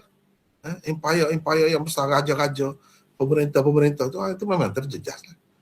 Orang-orang yang tak suka kepada Islam, orang-orang yang nak kepada keadilan, keamanan, dia suka. Itu dapat manfaat tu. Ini dalam hadis, anaknya yang lain. Anaknya yang lain. Ini hadis yang seperti ini bukan ada dalam Musnad Ahmad saja, dalam Bukhari sendiri pun ada. Jadi ada panjang, ada pendek, begitulah. Itulah hadisnya. Seterusnya, mana tadi? Panduan dan pedoman daripada hadis. Siapa nak baca ni? Silakan. Siapa nak baca panduan dan pedoman yang kita boleh dapat daripada hadis ini? Silakan. Saya, Maulana. Silakan. Panduan dan pedoman daripada hadis. Ya. Nombor 1, hadis ini menunjukkan pelawat elok meletakkan tangannya di dahi pesakit dan mengusapnya hingga ke dada serta perutnya. Jika keadaan memerlukan, ia berbuat demikian, dan jika ia boleh, yakni halal, berbuat begitu terhadap pesakit. Maknanya dengan syarat lah. Bukan maknanya dengan perempuan yang bukan mahram tu kita nak buat begitu. Bukan. Itu tak halal, itu tak boleh. Kalau boleh lah. Dan kalau pesakit tu dia sangat sayang kepada kita. Dan dia sangat mesra dengan kita. Dan dia sangat berbaik sangka lah dengan kita. Kita guru dia ke misalnya, kita abang dia ke, kita ayah dia ke, yang seumpama itu. Kita seorang yang sangat rapat dengan dia. Dia sangat mengharapkan kita. Dia pada anggapan kita orang baik. Mungkin kita sendiri rasa kita lah tak adalah sebaik mana. Dia tu berasa begitu. Dalam keadaan itu bagus buat. Bukan semua orang buat begitu. Lepas tu dengan buka kancing baju pula sampai kena ni perut dia. Mungkin setengah orang tak selesa kalau dia buat begitu. Setengah pesakit kan. Jadi tengok keadaan lah. Kalau Rasulullah SAW ni siapalah sahabat dia yang tak suka kalau dia buat begitu. Orang lain berbeza. Jangan kita ingat sama ya.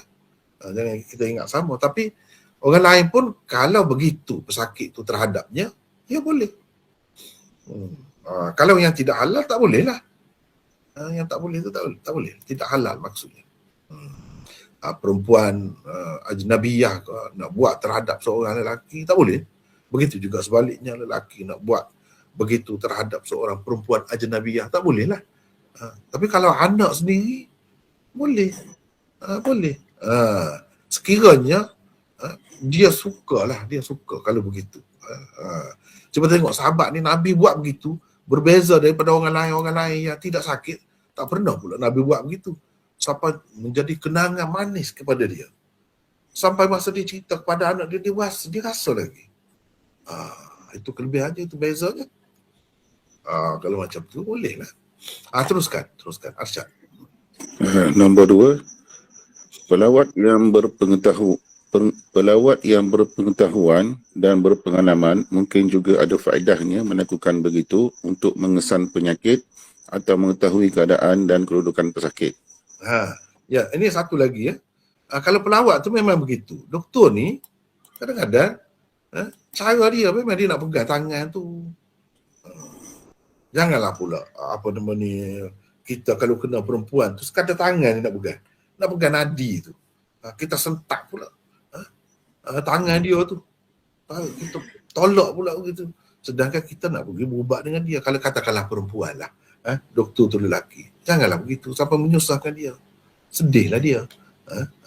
Kalau orang Islam, kalau orang kafir nampak teruklah. Orang Islam ni mana bukan-bukan. Terlalu banyak perasaan keburuk. Sedangkan orang nak cek dia. Dan seumpamanya lah.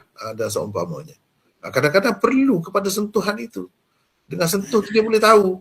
Perut tu misalnya, sentuh perut ni di mana, sakit. Itu sebagai pengajaran lah. Jadi orang-orang lain pun boleh jika perlu. Kita sentuh jamah di belakang dia ke, kita tekan sikit ke pada mana-mana bahagian anggota dia boleh. Tapi kalau doktor lah, orang yang ada pengetahuan, ada pengalaman, dia boleh begitu. Teruskan. Nombor 3, elok mendoakan kesembuhan pesakit dan keharusan menyebut namanya ketika berdoa. Nombor 4, mengusap mana-mana bahagian badan pesakit atau menyentuhnya mengisyaratkan kepada keharusannya untuk beberapa tujuan berikut. Iaitu 1, semata-mata menyatakan kemesraan dengan pesakit. Nombor 2, mengetahui kadar sejuk panas badannya supaya dapat diambil tindakan sewajarnya selepas itu. Ketiga, memeriksa pesakit untuk mengesan penyakitnya supaya dapat diberikan ubat yang sesuai dengannya. Keempat, sebagai menyempurnakan syarat ruqyah yang memang menghendaki pesakit diusap dan disapu badannya sebegitu. Dan yang kelima, tangan orang-orang soleh dan doanya juga mempunyai keberkatan tersendiri. Apa yang dilakukan oleh Rasulullah SAW seharusnya dijadikan sebagai ikutan dan tauladan. Ia boleh dilakukan selagi tiada dalil yang mengkhususkannya dengan baginda SAW. Jadi dalam masalah ni tak ada dalil yang mengkhususkan ini untuk Nabi saja. Tidak. Orang lain pun boleh. InsyaAllah ada keberkatannya. InsyaAllah begitulah. Boleh. Terutamanya orang yang mengamalkan ruqyah tu. Cuba tengok Sayyidatina Aisyah tu, dia pegang tangan Nabi dan dia baca. Memang kadang-kadang tu setengah-setengah bacaan itu dia ada isyarat-isyarat tangan tu, sentuh bahagian-bahagian tertentu, sapu daripada kepala sampai ke bawah misalnya. Itu memang ada. Nabi SAW ajar begitu. Dan itu nampaknya tidak khusus dengan Nabi. Sahabat-sahabat pun ada buat juga begitu. Kalau ada caranya begitu, mungkin cara lain lagi, tiup misalnya, macam sembur sikit-sikit air liur tu keluar. Itu pun ada juga pada tempat-tempatnya. Di sini tak adalah begitu, dia sapu saja. Semuanya boleh. Semuanya boleh. Jika tidak ada menimbulkan apa-apa masalah lah, apa-apa fitnah. Baik. Habis takat itu ya. Seterusnya kita pergi kepada hadis seterusnya, iaitu Ibnu Katsir kata Imam Abu Daud kata Ibnu Katsir meriwayatkan kepada kami, katanya Sufyan meriwayatkan kepada kami daripada Mansur, daripada Abi Wa'il, daripada Abi Musa al-Asy'ari, katanya Rasulullah SAW bersabda, berilah makan kepada orang yang lapar, melawatlah orang yang sakit, dan bebaskanlah orang tawanan.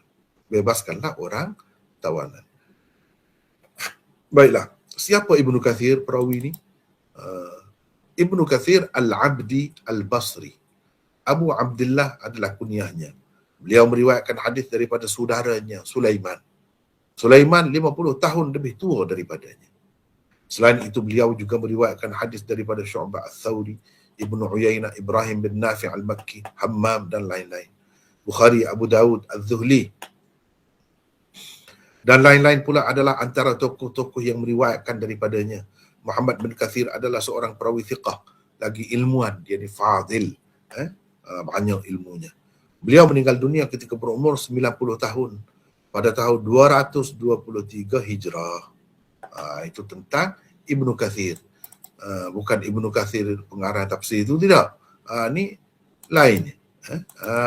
Ni Al-Abdi, Abu Abdullah. Itu Ibnu Katsir. Itu Muhammad bin Katsir. Oh, saya tak ada tulis di sini. Ibnu Katsir. Muhammad. Ibnu Katsir ni maksudnya Muhammad Ibnu Katsir. Katanya Sufyan. Sufyan ni Sufyan mana? Sama ada Sufyan Ats-Tsauri atau Sufyan bin Uyainah. Kedua-duanya boleh. Tetapi dalam banyak riwayat disebutkan Sufyan Ats-Tsauri yang dimaksudkan di sini. Andai kata itu Sufyan bin Uyainah boleh. Sebab apa? Kedua-duanya adalah murid Mansur bin Al-Mu'tamir. Kan Sufyan ni meriwayatkan daripada Mansur. Mansur mana? Mansur bin Al-Mu'tamir. Sufyan bin Uyainah pun anak murid Mansur. Sufyan Ats-Tsauri pun anak murid Mansur. Kemudian dan guru Muhammad bin Katsir. Muhammad bin Katsir. Kedua-dua mereka tu guru kepada Muhammad bin Katsir. Dan kedua-duanya sama kuat. Tidak kata yang ni kurang kuat ke. Jadi berbeza pula. Kedudukan hadis tidak sama kuat. Sama-sama iman. Jadi tak ada masalah lah. Kalau Sufyan itu kita tidak dapat pastikan Sufyan mana satu. Tak ada jadi masalah. Tidak menyebabkan hadis itu kalau Sufyan ini jadi sahih, Sufyan ini jadi hasan sahaja. Atau Sufyan ini jadi dhaif. Tak timbul masalah itu. Semuanya perawi sahih. Dan kedua-duanya adalah guru kepada Muhammad bin Katsir. Ibnu Katsir tadi. Okey. Mansur bin Al-Mu'tamil daripada Abi Wa'il Syaqiq bin Salamah daripada Abi Musa Al-Asy'ari, katanya Rasulullah sallallahu alaihi wasallam bersabda, berilah makan kepada orang yang lapar. Di sini ada 105. Bila sesiapa baca silakan, siapa nak baca silakan. Assalamualaikum. Waalaikumsalam warahmatullahi. Siapa ni? Saya baca. Siapa ni? Fuad. Fuad, ya silakan. Ya. Silakan. 105 ya. Ya. Bismillahirrahmanirrahim. Perintah memberi makan kepada orang yang lapar itu sunat hukumnya. Selama orang yang lapar itu tidak sampai ke peringkat terdesak atau darurat. Kalau sudah sampai ke peringkat darurat, maka wajib kifai hukumnya. Kifai. Wajib kifai hukumnya jika lebih dari seorang dari kalangan orang-orang kaya atau orang-orang senang mengetahui tentangnya. Dalam keadaan hanya seorang yang kaya atau senang sahaja mengetahui tentangnya pula, maka hukumnya wajib aini. Kalau seorang saja yang tahu, dia yang senang, dia yang kaya, wajib aini, fardu ain atas dia bagi makan itu. Kalau ramai, mana-mana seorang bagi makan kenyang, selesailah. Terlepaslah daripada dosa kalau tidak berdosa semuanya. Itu makna wajib kifai. Maksudnya fardu kifayah lah. Kalau ramai ada, fardu kifayah. Tetapi takut-takut kita duduk, orang Kelantan kata badi harak. Badi harak tahu-tahu saja. Tak dapat apa pun orang yang lapar tu. Janganlah sampai begitu. Janganlah sampai begitu. Hendaknya adalah yang bagi tu. Kalau jelas orang saja ada, yang lain tak ada. Itu wajib tu. Wajib aini. Maksudnya fardu ain lah. Wajib aini tu. Wajib kifayah itu fardu kifayah. Begitu. Kalau sampai peringkat tu. Kalau tak sampai peringkat tu memang sunat lah hukumnya. Sunat. Bagi makan ni orang lapar ni sunat secara umumnya. Kalau tak sampai peringkat terdesak, peringkat darurat. Kalau sampai lapar tu sampai nak jadi mendorong dia mencuri, itu darurat tu. Darurat tu. Nak rampas makanan yang ada di hadapan orang tu sampai begitu perasaan dia. Itu darurat tu maksudnya. Ketika itu wajib. Sebab apa? Wajib tu difahami daripada perintah. perintah Nabi. Ni perintah Nabi. Berilah makan kepada orang yang lapar. Apa ni? Disebutkan at'imul ja'i'. Ni amar, perintah. Perintah itu pada asalnya memberi makna wajib. Kecuali mengikut jumhur ulama, dia kata pada dasarnya sunat. Jadi wajib juga di sini sekiranya dalam keadaan-keadaan tertentu. Gitu maksudnya. Teruskan lagi Fuad, teruskan. Mana tadi? 106. Sekejap Ya. Oh, sekejap. 106. Teruskan. 106. Perintah melawat orang sakit pula menurut Ibnu Battal mungkin memberi erti wujub kifai atau fardu kifayah, dan mungkin juga ia hanya memberi erti sunat sahaja sebagai galakan supaya berkasih sayang, tolong menolong, menjalinkan hubungan persaudaraan dan menggembirakan hati pesakit. Ad-Dawudi yakin ia memberi erti wujub kifai atau fardu kifayah. Sementara jumhur ulama pula berpendapat melawat orang sakit itu pada asalnya hanya sunat sahaja, tetapi boleh jadi kepada orang-orang tertentu ia sampai ke peringkat wajib aini ataupun fardu ain. Kalau mengikut setengah-setengah ulama memang dikata wajib melawat orang sakit ni. Kalau pakai yang wajib tu berat juga kan. Tapi wajib kifai lah. Jangan sampai tak ada langsung pergi melawat. Itu sedih juga tu. Jadi mana-mana orang Islam yang sakit kena ada orang pergi melawat dia. Kalau dia tak ada keluarga, kena tanya khabar juga lah. Kena ambil hal juga.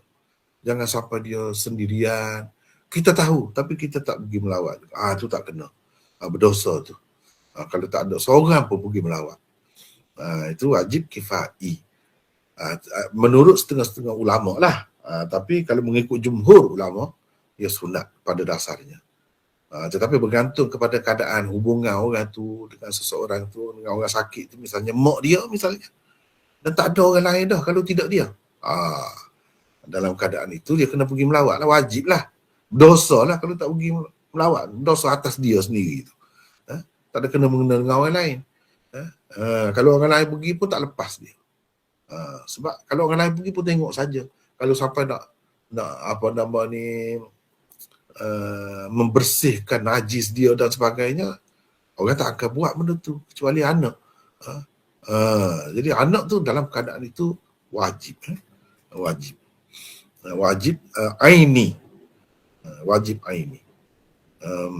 Isteri ke, suami ke, anak ke, ayah kita ke, yang itu boleh jadilah dalam keadaan itu.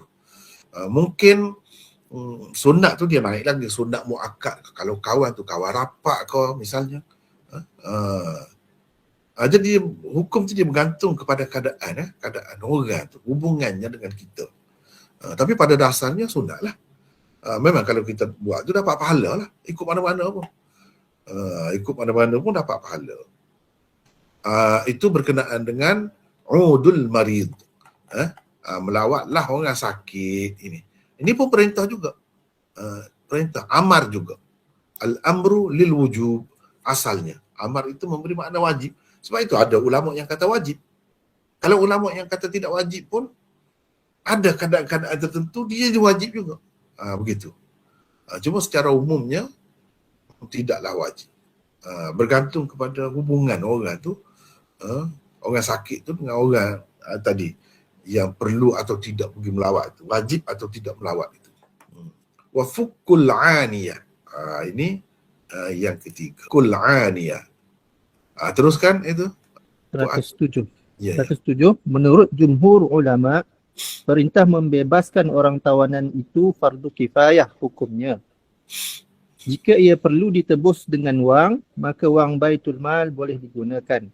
Orang-orang Islam yang dipenjarakan secara zalim atau terperangkap dalam tahanan musuh juga perlu dibebaskan dengan apa cara sekalipun, termasuk dengan menggunakan wang dan juga kuasa pemerintahan. Kadang-kadang berlaku kan, macam kita di sini lah. terperangkap dengan apa-apa sebab lah, jadi terfitnah dengan apa-apa sebab di Thailand tu, misalnya tak boleh nak lepas, kecuali dengan campur tangan kerajaan. Kena melibatkan kerajaan lah. Kalau tidak perlu melibatkan kerajaan, ya perlu selesai lah. Tak boleh dalam keadaan tertahan begitu, menyusahkan dia tu. Begitu mana persaudaraan Islam tu Nabi ajar kena begitu. Apa lagi kalau dalam perang, dengan sebab perang tu ditawan. Jadi kalau perlu kepada tebusan, kita bayarlah. Kalau tak ada Baitul Mal, kena kira jugalah, supaya boleh lepas. Kalau pihak musuh tu, tentera musuh pun ada juga yang kita tawan, mungkin boleh dengan cara bertukar-tukar tawanan itu. Ikut mana-mana pun kena ada usaha lah. Jangan terus dipenjara, terus ditawan begitu, dan mungkin juga diseksa, dihukum dengan macam-macam hukuman. Itu tak boleh dibiarkan. Orang Islam mesti ambil berat dalam perkara ini. Kalau perlu melibatkan kerajaan, kuasa pemerintahan pun kena guna. Kena guna. Tak boleh biarkan orang Islam itu tanpa diberikan pertolongan. Itu maksudnya. Seterusnya, kedudukan hadis ke 3105 ini sahih. Ini hadis sahih. Ia dikemukakan juga oleh Bukhari, Ahmad, An-Nasai dan Al-Baihaqi. Dengan sanad yang sama juga Imam Bukhari meriwayatkannya di dalam sahihnya, di bawah bab qaulillahi ta'ala kulu min tayyibati ma razaqnakum. Di bawah bab ni Imam Bukhari dengan sanad yang sama. Dengan sanad yang sama. Tetapi satu perkara ini, memang benar kata pengarang Al-Manhal, Al-Manhalul Azbul Mawrud. Ini kitabnya, saya tunjuk ya. Ini kitabnya mana ni? Ini kitabnya. Ini kitabnya. Ini kitab, tapi tak sempat disempurnakan oleh pengarang dia sebab dia meninggal dunia. Dia meninggal dunia. Ini Syekh ni. Syekh Mahmud Muhammad Khattab Al-Subki. Ni orang Mesir. Orang Mesir. Lepas tu disambung oleh anaknya. Anaknya pun mati juga. Tak habis juga. Baik, kitab ni selengkapnya boleh tengok sini ya. Ini selengkapnya. Ni ada 10 jilid. 10 jilid ni pun tak habis lagi. Banyak lagi. Apa dia kata? Itu boleh ditengok dalam kitab tadilah. Memang benar kata pengarang Al-Manhal bahawa hadis ke-3105 ini tidak sesuai berada di bawah tajuk bab ke-11 di atas. Tak sesuai dia kata. Kerana di dalamnya tidak tersebut langsung tentang mendoakan orang sakit supaya sembuh ketika melawatnya. Sedangkan tajuknya begitu. Itu penting tu. Doa kepada orang sakit ketika pergi melawatnya. Sedangkan dalam hadis ini 3105 ni tak ada sebut cerita tu. Yalah, ada lah suruh pergi melawat orang sakit. Tapi baca doa atau mendoakan untuk dia itu tak ada. Jadi tak berapa sesuai. Kata beliau, ia sepatutnya terletak di bawah tajuk bab seperti babul amri bi'iyadatil marid, bab perintah melawat orang sakit, sebagaimana telah dibuat oleh Al-Baihaqi di dalam sunannya. Al-Baihaqi makna sebelum dia kemukakan hadis ini tajuk yang dia buat. Maknanya di sini pun sepatutnya begitulah. Sepatutnya begitu. Tetapi macam mana Imam Abu Daud terletak di sini? Terletak di sini. Di dalam sesetengah nuskhah hadis ini tiada pun di sini. Hadis ini tak ada di sini. Nuskhah itulah yang dipakai oleh Ibnu Ruslan dan Al-Aini untuk syarah mereka. Syarah Abu Daud oleh Ibnu Ruslan dan Al-Aini, tak ada hadis ini di sini. Ini ada dalam setengah-setengah kitab berdasarkan setengah-setengah nuskhah Sunan Abi Daud. Sebab itu penting kita kena tahu bahawa nuskhah Abu Daud ni ada beberapa dan sebahagiannya kita telah bincangkan semasa sebelum baca kitab dulu sebagai muqaddimah dahulu. Ini yang disebutnya ya. Kita tengok sini. هذا الحديث غير مناسب للترجمة فكان المناسب ذكره تحت ترجمة خاصة كباب الأمر بعيادة المريض kama sana'a al-Baihaqi. Wa fi ba'd an-nusakh isqatuhu. Dalam setengah-setengah nuskah tak ada pun hadis ini. Tak ada di sini. Ni cuba kita tengok ya. Ini ni kalau kita tengok di dalam Syara'aini. Ni Syara'aini. Syara'aini. Cuba kita tengok. Di sini tak ada. Selepas daripada hadis 1540 ni cuba tengok ni, selepas hadis Sa'ad tadi tak ada. Terus hadis yang kita belum baca selepas ni. Hadis tadi tak ada. Tak ada ya. Begitu juga di dalam Syarah Ibn Ruslan. Di dalam Syarah Ibn Ruslan, ini Syarah Ibn Ruslan. Ni hadis Sa'ad tadi, lepas hadis Sa'ad ni tak ada terus. Ni bab lain, masuk bab lain. Babud du'a lil marid indal iyadah. Ni hadis lepas ni lah. Jadi yang tu tak ada. Tetapi di dalam beberapa syarah ada. Macam Aunul Ma'bud, Badlul Majhud, dan beberapa lagi yang lain.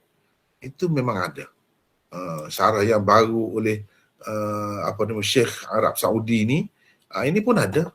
Ini pun ada. Riwayat Ibnu Kathir ini. Muhammad bin Kathir. Riwayat ini ada.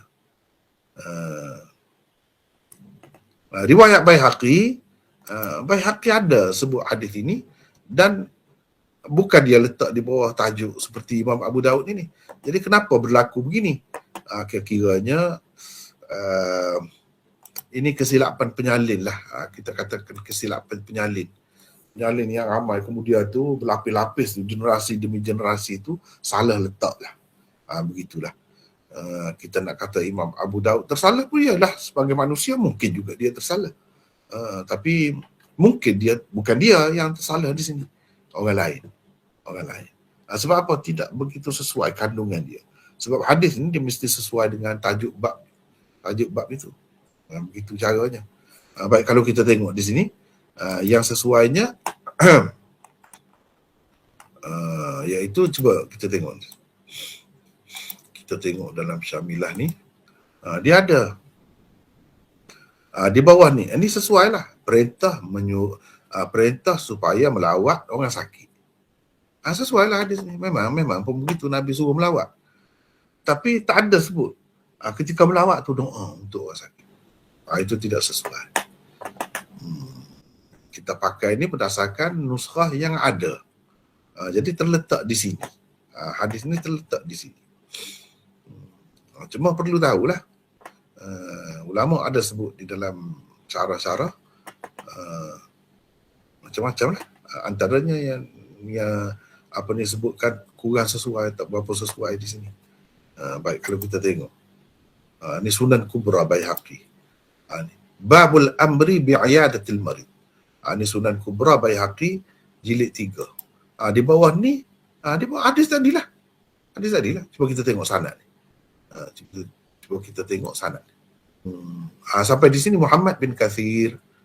Ni sanad pasal Baihaqi ni dia di bawah lagi daripada imam-imam besar hadis itu.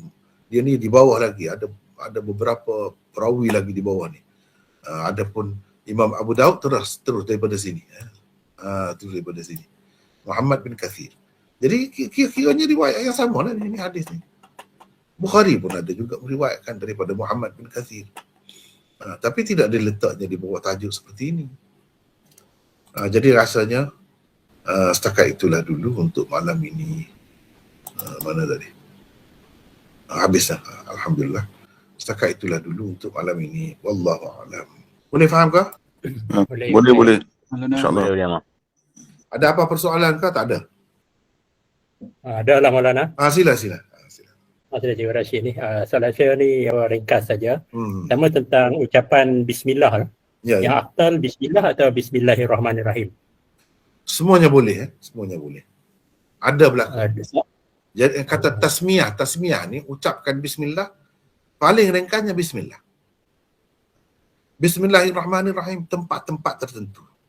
Kalau nak sembelih binatang bukan bismillahirrahmanirrahim. Bismillahi wallahu akbar.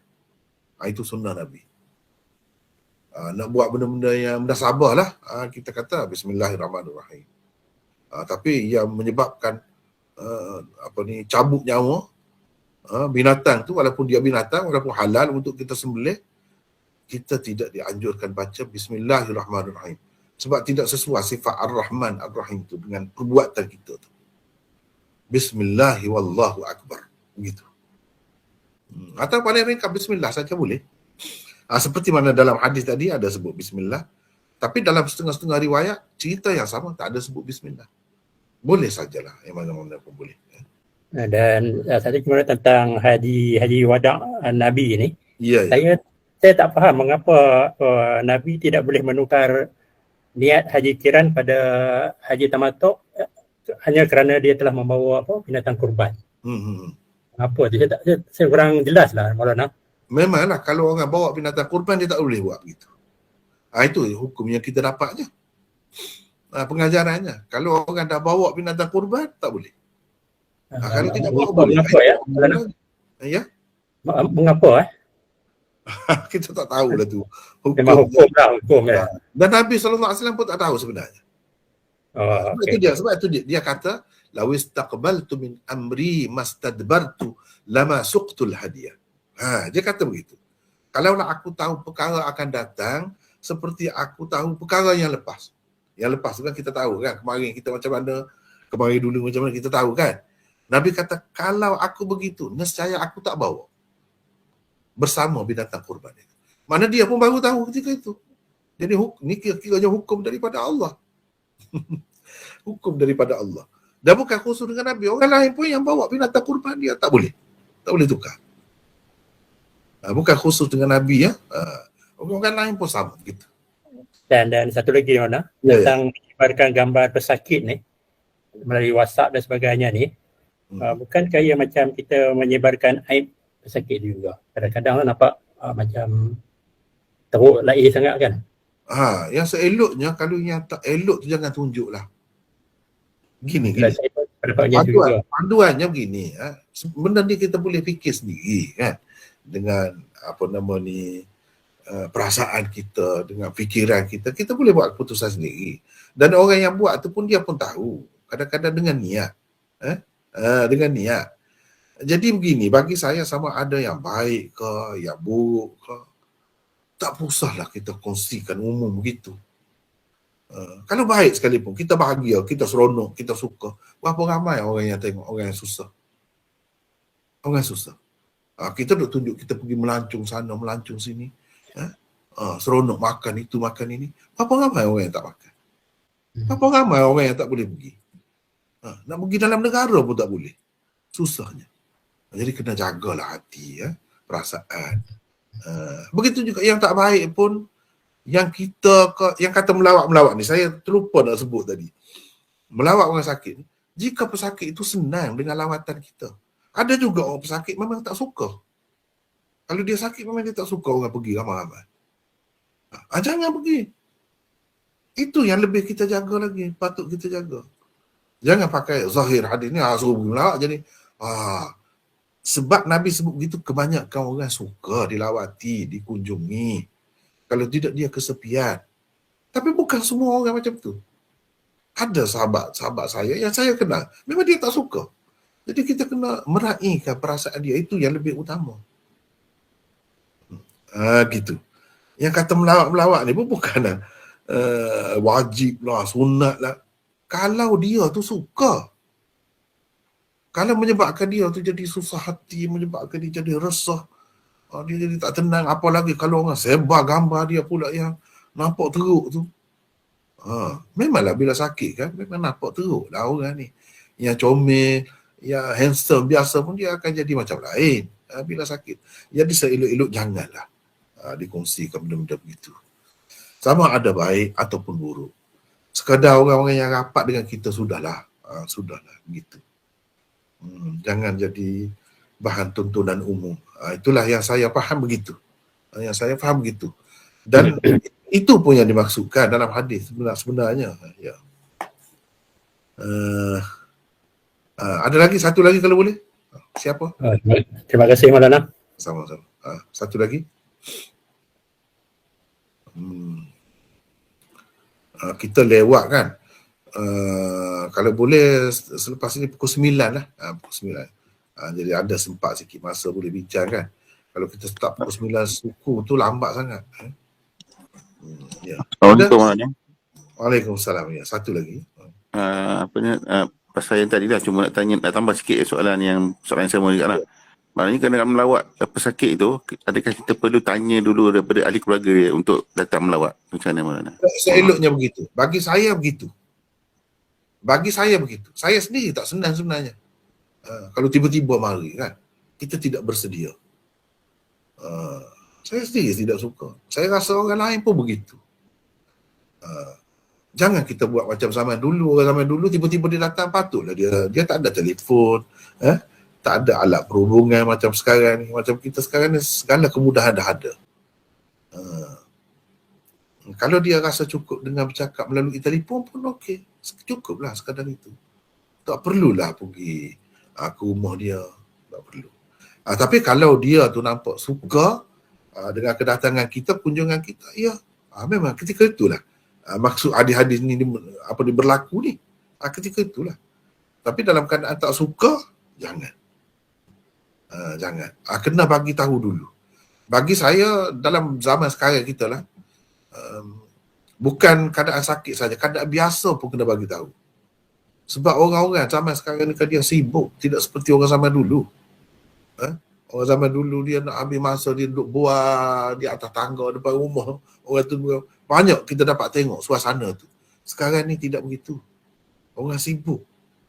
Semuanya sibuk. Kalau ada hari Minggu, hari cuti pun jangan kita ingat hari cuti ni boleh. Jangan. Hari tu dia nak rehat. Dia nak buat apa pun. Kena fikir begitu. Allah SWT dah bagikan alat perhubungan banyak. Kita boleh guna alat-alat itu sekarang ni. InsyaAllah. Bagi saya gitulah yang terbaiknya. Wallahu a'lam. Setakat itulah dulu untuk malam ini. Wallahu a'lam. Assalamualaikum.